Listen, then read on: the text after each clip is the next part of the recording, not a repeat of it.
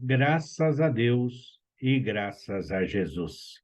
Bendito seja Deus, nosso Pai, que em sua misericórdia infinita nos reúne no amor do Cristo. Você está no canal do Centro Espírita Antônio de Oliveira.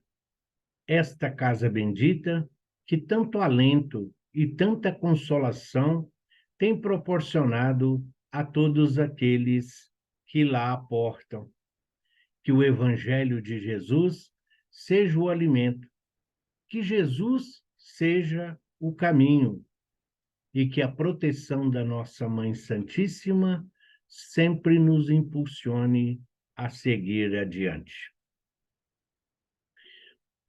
Pai nosso que estais nos céus, santificado seja o vosso nome.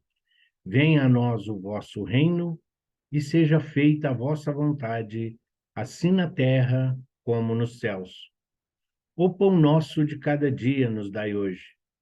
Perdoai as nossas ofensas, assim como nós perdoamos a quem nos tem ofendido. Não nos deixeis cair em tentações, mas livrai-nos de todo o mal, que assim seja. Graças a Deus, graças a Jesus. O livro Roteiro, ditado pelo Espírito Emmanuel a Francisco Cândido Xavier, nos traz belíssimas lições, grande aprendizado, para que todos nós possamos caminhar com confiança e fé.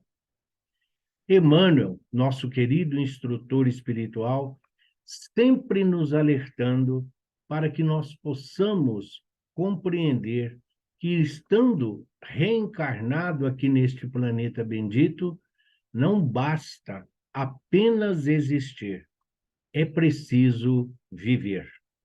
E esse livro Roteiro, ele nos traz esses belíssimos exemplos de como caminhar com confiança e fé. E hoje nós vamos ver a lição de número 21, Evangelho e Educação. Quando o Mestre confiou ao mundo a divina mensagem da Boa Nova, a Terra, sem dúvida, não se achava desprovida de sólida cultura. Na Grécia, as artes haviam atingido luminosa culminância, e em Roma, bibliotecas preciosas circulavam por toda parte, divulgando a política e a ciência, a filosofia e a religião. Os escritores possuíam corpos de copistas especializados e professores eméritos conservavam tradições e ensinamentos, preservando o tesouro da inteligência. Prosperava a instituição em todos os lugares, mas a educação demorava-se em lamentável pobreza. O cativeiro consagrado por lei era flagelo comum. A mulher, aviltada em quase todas as regiões, recebia tratamento inferior ao que se dispensava aos cavalos. Homens de consciência enobrecida, por infelicidade financeira ou por questiúnculas de raça, eram assinalados a ferro candente e submetidos à penosa servidão, anotados como animais. Os pais podiam vender os filhos. Era razoável cegar os vencidos e aproveitá-los em serviços domésticos. As crianças fracas eram quase sempre punidas com a morte. Enfermos eram sentenciados ao abandono. As mulheres infelizes podiam ser apedrejadas com o beneplácito da justiça. Os mutilados deviam perecer nos campos de luta, categorizados à conta de carne inútil.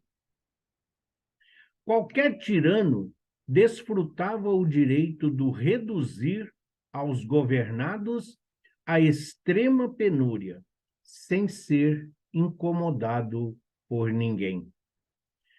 Feras devoravam homens vivos nos espetáculos e divertimentos públicos, com o aplauso geral. Rara festividade do povo que transcorria sem vasta efusão de sangue humano, como impositivo natural dos costumes. Com Jesus, entretanto, começa uma era nova para o sentimento.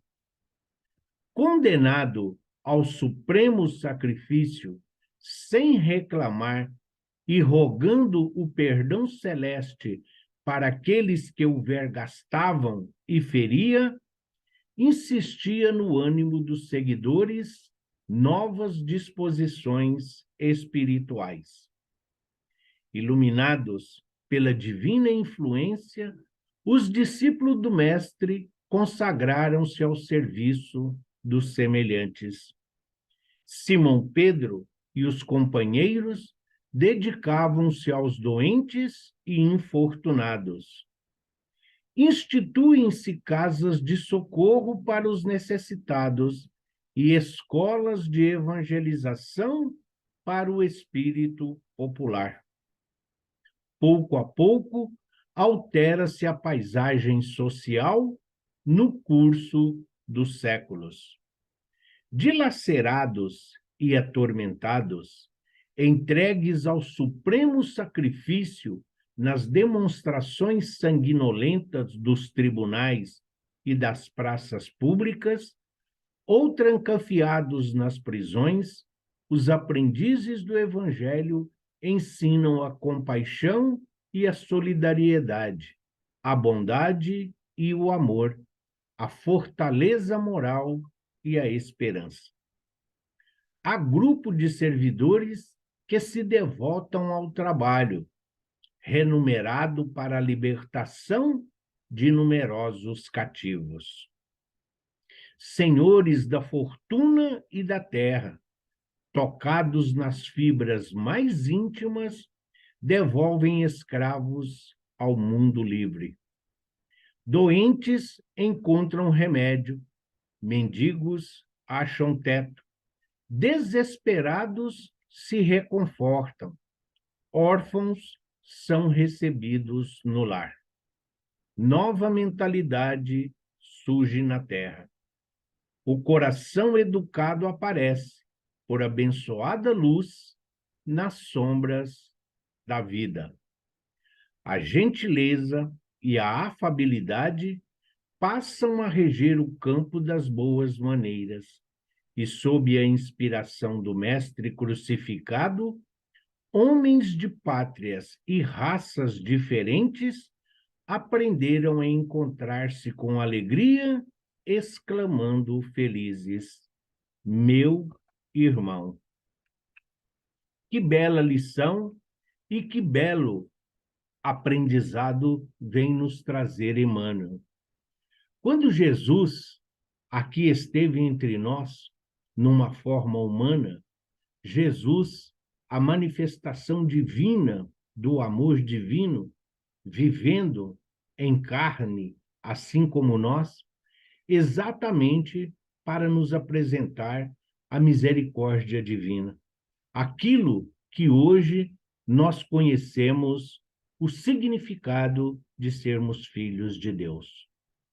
Aquele mundo primitivo, onde a violência e o sangue era comum, onde a crueldade e as atrocidades cometidas contra os semelhantes tinham o respaldo da lei e dos poderosos, onde crianças, mulheres, doentes e mutilados eram simplesmente descartados como lixo, como coisas imprestáveis, taxados a si mesmo de coisas, Jesus veio mudar o panorama daquele mundo.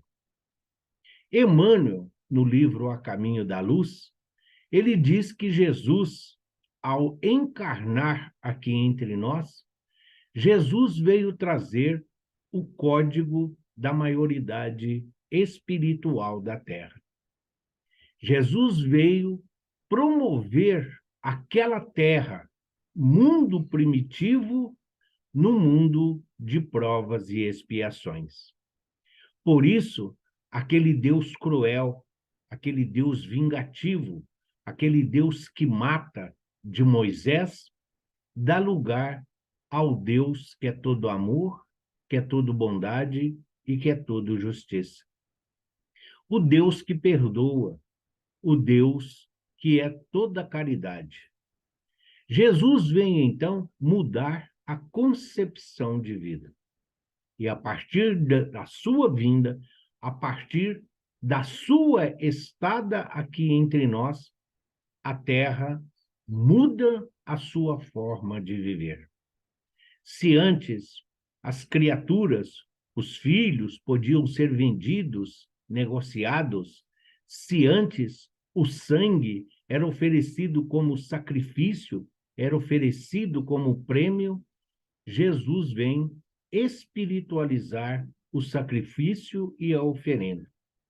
Jesus vem mudar a forma de viver, mostrando a nossa responsabilidade uma para com os outros.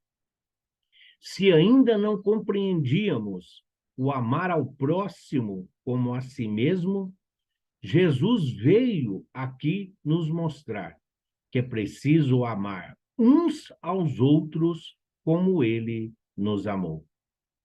Os apóstolos, os seus amigos mais diretos, mais próximos, eles compreenderam toda a magnitude do ensinamento de Jesus. Convocados pelo Cristo a serem ali pescadores de homens, no caso de Mateus, de Levi, que era coletor de impostos, veio coletar as almas para Deus. Jesus oferece a todos nós a oportunidade de mudarmos a psicosfera e a mentalidade dos espíritos que aqui estavam até então. A renúncia, a paciência, a compreensão e o entendimento. Como o próprio Emmanuel vem nos recordar. Jesus é a luz do mundo. Jesus é o pão que nos alimenta, que nos sustenta em nossa caminhada. Jesus é o nosso companheiro de todas as horas. Jesus valoriza as mulheres. As reuniões passam a ser feitas na casa da sogra de Pedro. E Jesus acolhe a todos os necessitados, sem perguntar a raça, a cor ou o que levou àquela condição. Jesus enxuga as lágrimas. Jesus cura as feridas. Jesus ilumina as trevas da ignorância. Jesus apresenta uma nova forma de viver, em paz, harmonia e equilíbrio. Jesus nos mostra que Deus não nos abandona, que Deus não nos abandonou.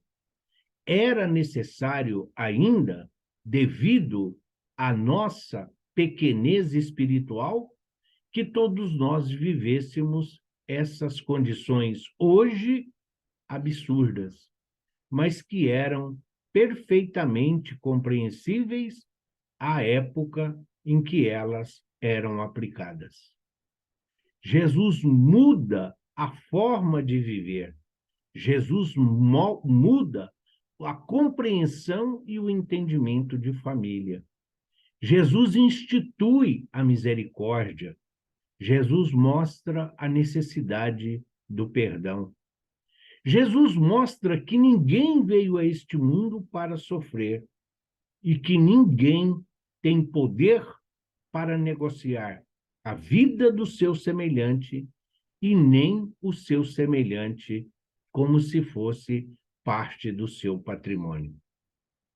Os doentes, coxos e aleijados da época do Cristo, hoje são os necessitados da fome, da moradia, são os necessitados do emprego.